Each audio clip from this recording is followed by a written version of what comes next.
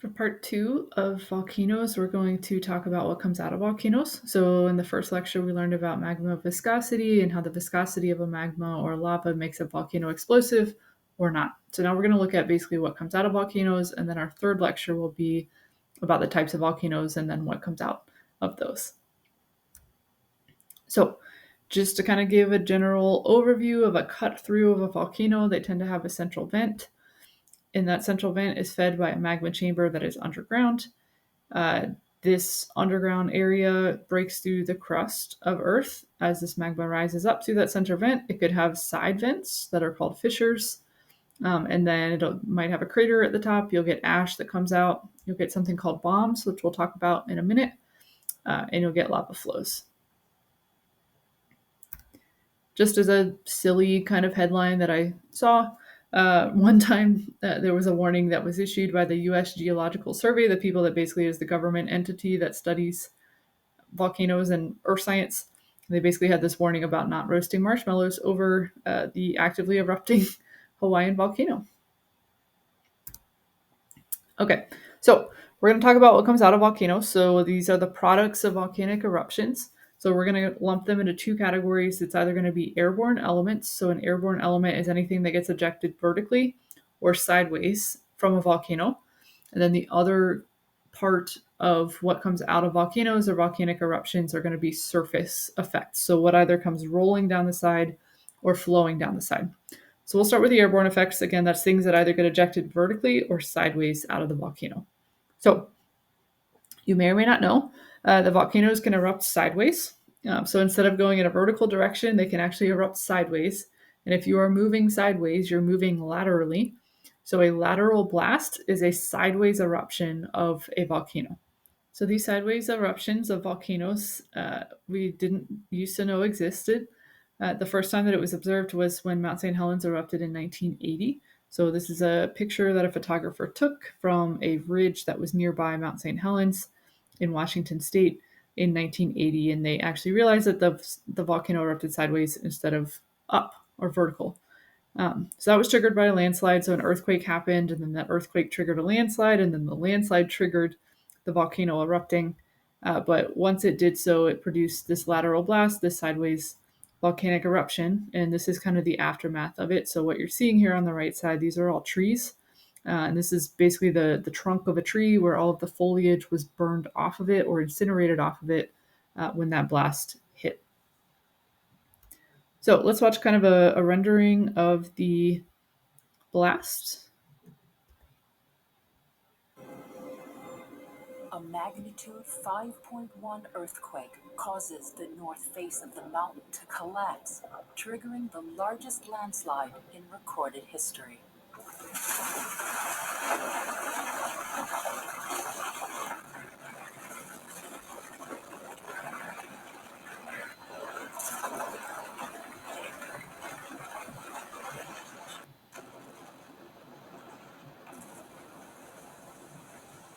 Pressure rising from deep within the volcano rips open the mountainside, toppling entire forests, scorching everything in its path.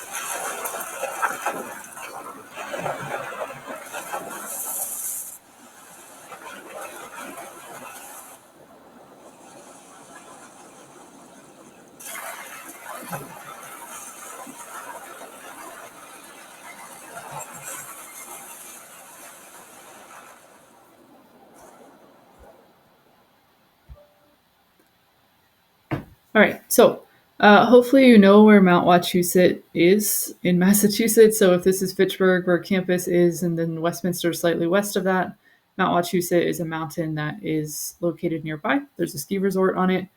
So let's say hypothetically that Mount Wachusett was a volcano. It is not, but let's say it was. So if Mount Wachusett was a volcano, the circle that I've drawn on this map here basically shows you the extent that you could have a lateral blast coverage for that.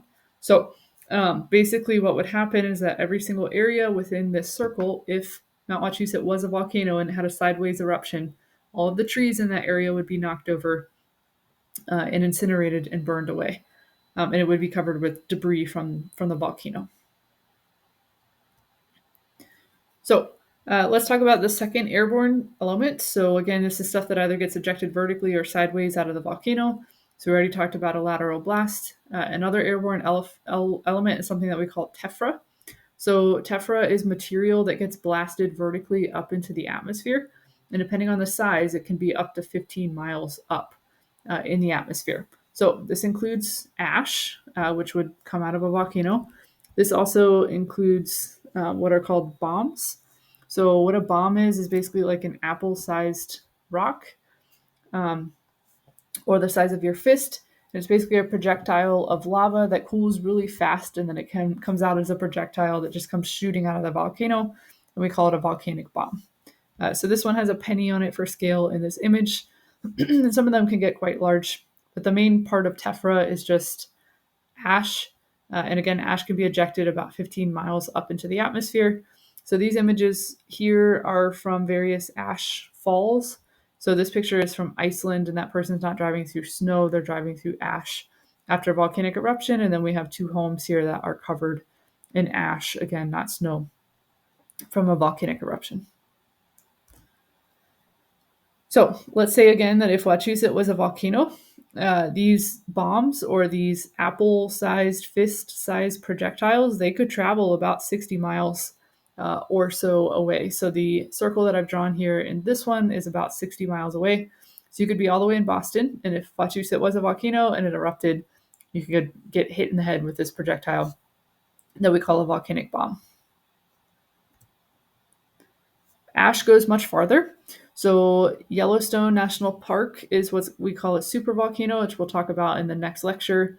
It's right here in northwestern Wyoming on the border with Montana and Idaho. Yellowstone is a supervolcano, and it erupts on average every 600,000 years. There's lots of scary news articles that like to claim that the next time Yellowstone erupts, it'll basically be like a doomsday for us in terms of how catastrophic the eruption of Yellowstone would be. So what this map is showing you is the thickness of ash the last time Yellowstone erupted. So we can look back at soil, we can look back at geologic layers, and we can see and use isotopes to date how old a volcano or a volcanic eruption is. So the last time it erupted, this is the thickness of the sediment produced or the ash produced from that volcano. So it was basically a meter thick in certain places, or about 3 feet thick in certain places, and then in other places, even over here on the East Coast, it was about 1 to 3 millimeters, so just a little coating of ash. So the point here is that ash can travel quite far. So if you have a volcano and it produces enough ash, ash goes up into the atmosphere, and when ash goes up into the atmosphere, it blocks the sunlight. So what can happen is that if you have a volcano that has a big enough eruption and it emits enough ash into the atmosphere will block the sun. And the year after that volcano erupts, or the months after that volcano erupts, it will be much colder on Earth than normal. So an example of this is Mount Tambora. It is a volcano that's in Indonesia. So if we look at a map here, here's China, and then in Indonesia, there's one volcano, Mount Tambora. Mount Tambora erupted in 1815, and then 1816, the year after, because it put so much ash up into the atmosphere. 1816 is known as the year without a summer. So the map of Europe here is basically showing you the bluer and more purple colors are the average temperature compared to the normal. So it was basically negative or 3.2 degrees Celsius colder than normal in summer in Europe than it is when that volcano had not erupted. As an example, in Massachusetts, though, it was cold here as well. So there was river ice in August in Massachusetts. So if you went out to our local river, the Nashua River, back in 1816, you would have seen ice in the river in August because it was the year without a summer because of a volcano that emitted enough ash to block sunlight and make it cooler on Earth. All right, the third airborne element of what comes out of a volcano is just gas. So there are different gases that are associated with volcanoes. There's carbon dioxide, there's water vapor, there's sulfur dioxide, which gives it a rotten egg smell.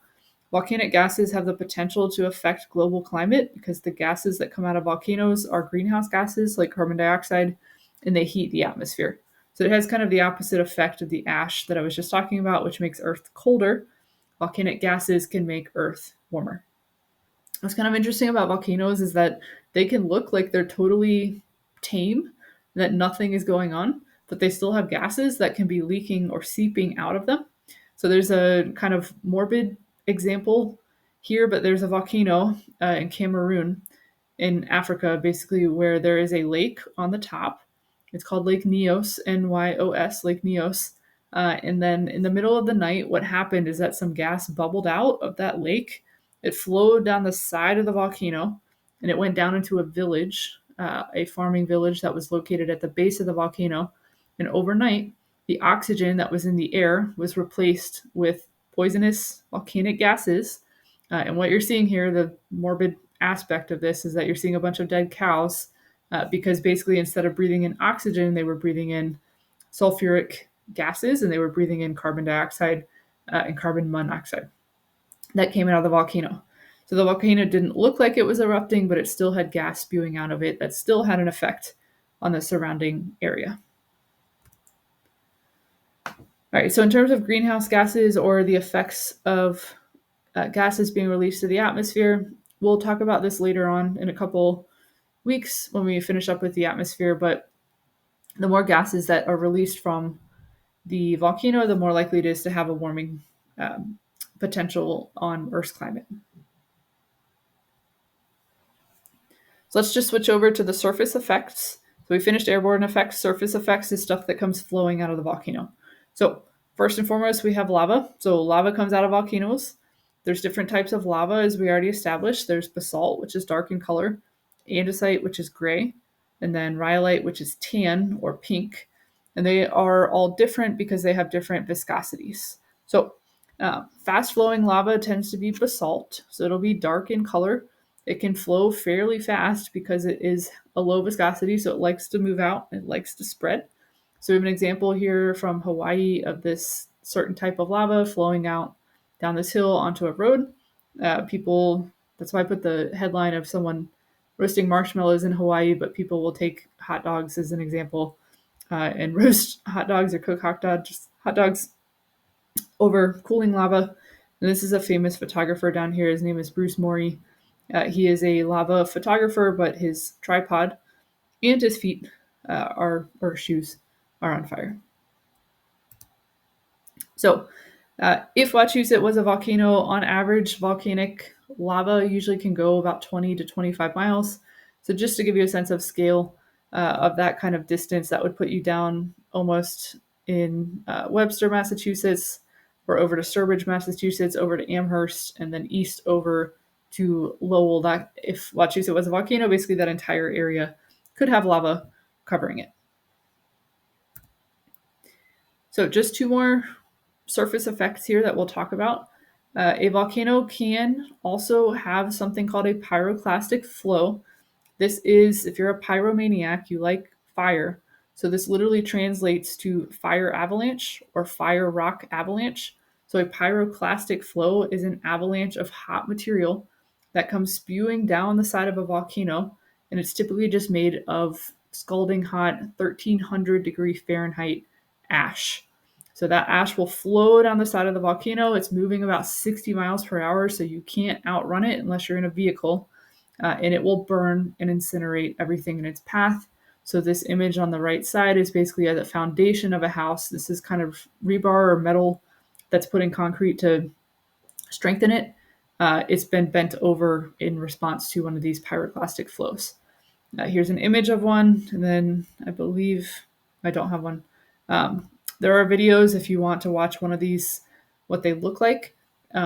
It's basically just a avalanche of fire that, if anything is in the way, it does not survive usually. So if you think about Vesuvius, or if you've heard about Pompeii before, this is what geologists think actually killed the people that lived in Pompeii. It was a pyroclastic flow. It buried people in ash very, very quickly, and then they basically were preserved in this ash layer and then discovered much later. Okay, lastly, there's something else that can happen called a lahar. So this is another surface effect. It's something that comes flowing down the side of the volcano. A lahar is a mud flow. So it's basically a mix of ash and water. Where lahars come from is if you have a volcano that has snow on the top or a glacier on the top, when you have this hot material that erupts out of the volcano, it mixes with the snow. It will instantly melt that snow, and you get this slurry or this sludge, basically, of ash and water that comes flowing down the side of the volcano. So this is Mount St. Helens again. Here's the eruption, and then this dark brown, muddy looking stuff that you see in this picture, that is what we call a lahar. So that usually gets into a river. So it'll find a river channel, flow to that river channel, and then it moves with the water and will flow away from the volcano as it does so. These can be fairly large, so it basically just look like a flood of mud. I didn't mean to rhyme there, but I did. So a flood of mud, and in that flood of mud, it follows a river, and it can actually get quite high in terms of how large these lahars can be. So this is the aftermath of the Mount St. Helens one, and then the arrows show you the high mark, the watermark of where the lahar went, and then we have a person for scale. So if you want to watch a video of it, here's a link to a video of a lahar.